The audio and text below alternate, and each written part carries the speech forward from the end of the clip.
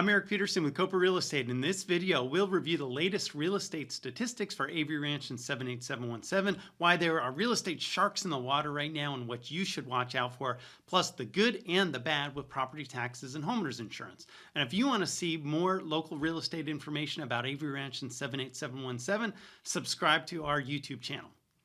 Now let's look at the statistics.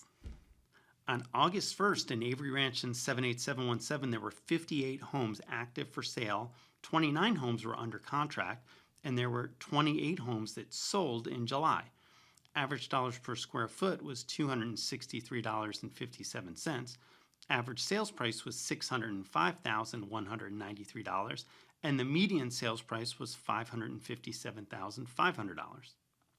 If you're planning to sell your home next month or 3 years from now, be sure to attend our next home selling workshop being held Wednesday, September 13th at 5:30 p.m. at Moonshine Grill on Parmer. Over the year, hundreds of people have attended our seminars and found great value in the information they received. There's no cost and absolutely no obligation. Save your spot at copaseminar.com or text seminar to 512-791-7473.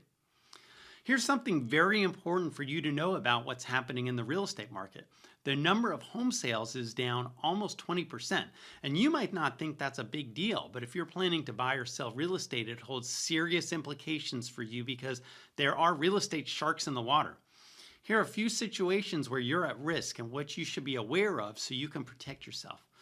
Number one is the agent who tells you an inflated price. Now, I have clients who bought a home 4 years ago for $450,000. And one day they were nosy neighbors and went down the street to check out an open house. The agent opening the open house said he could get them $1 million for their home.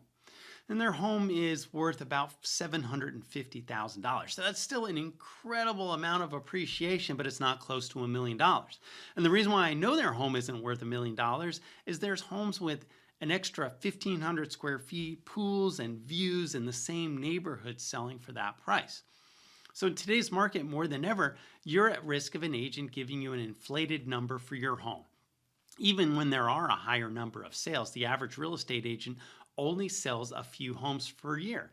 This is the latest chart from the National Association of Realtors showing the average agent doesn't even sell a home once every 2 months. So with fewer sales, there are more agents who are hurting for business. And that means you're at more of a risk of somebody telling you what you want to hear, so you hire them as your agent. And you probably think that you're too smart for fall for that, but it's very difficult not to like an agent who'll tell you your home is worth $250,000 more than it is. And in the end, your home won't sell, and it's going to be a frustrating experience for you. The second is the agent who wants to double end your listing. So when an agent double ends your listing, that means that they're also the listing agent and the buyer's agent. And in some states, they call that dual agency. In Texas, where there's only one agent involved, it's called intermediary. And when you list your home, you have an expectation that your agent is going to advertise your listing to all the buyers and all the agents. And right now, that might not happen. So although on average the number of home sales is down 20%, I know many agents whose business is down over 50%. So that means that they're going to be looking for additional ways to make money, including making twice as much on your sale. So you're at risk of having your agent only bringing you offers from their buyers so they can double end your listing. And you'll likely accept an offer with a lower price and worse terms than you should have had. And there's situations where selling a home in this intermediary situation may be the best thing for your needs.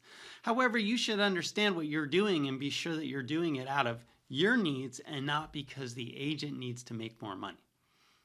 And the third situation is with big box brokerages throwing you under the bus.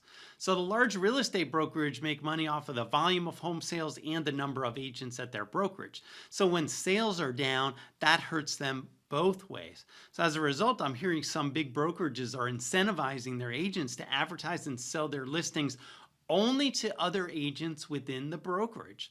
So here's the scenario you need to worry about. You hire an agent and think they're advertising your home to all the agents in the area, and instead they only advertise it to the friends that they eat lunch with in their own brokerage, so each can get a higher commission split from the big brokerage. Now in this case, the brokerage makes more money because agents at their offers represent the buyer and the seller, and that's great for the big broker, But it'd be terrible for you as a home seller if a buyer who would have paid a higher price for your home never knew it was for sale because they're represented by an agent who doesn't work at the listing brokerage office. There are some wild things happening in the real estate market, and if you aren't in it every day like I am, you won't realize what's happening. Whenever you're ready for a no obligation conversation about a realistic price for your home can sell for and what the process will look like, contact me directly at 512-791-7473 or schedule a time at copaconsultation.com. Now I have some good news and bad news about property taxes and homeowners insurance rates. First, the good news. I've been waiting to see what's going to happen with property taxes. My concern has been with property values down that the tax rates would go up, right? Remember, your property taxes consist of the tax rates from all the various entities, school taxes, city taxes, county taxes, etc. I saw the proposed tax rate for Leander ISD, and that rate is lower than last year. So if that gets approved, many homeowners will see significant savings. We'll have to see what will happen with the other school districts. And of course, we don't know anything until after the election to see if tax reform passes, and truly until we get our tax bills in the mail. Now the bad news. Homeowners insurance rates are going up. We're seeing some carriers not writing new policies in Texas. And we've had 3 fires near our house recently, so we may not get any better. And if you have an escrow account with your mortgage and you aren't paying attention to your mail, which is understandable with how busy everybody is, you may not realize how much your insurance has gone up. So be sure to check, and if your rate is going up, you may want to ask your agent to shop it to other carriers. Thanks so much for watching. We appreciate your support.